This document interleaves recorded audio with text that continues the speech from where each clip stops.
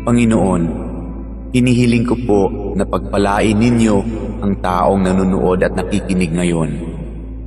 Pagkalooban niyo po siya ng mabuting kalusugan.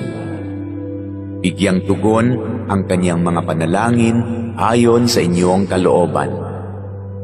Loobin niyo po na magkaroon ng agarang solusyon ang problemang kanyang kinakaharap, lalo na ang problemang pinansyal at problema sa kanyang karelasyon at mga kaibigan.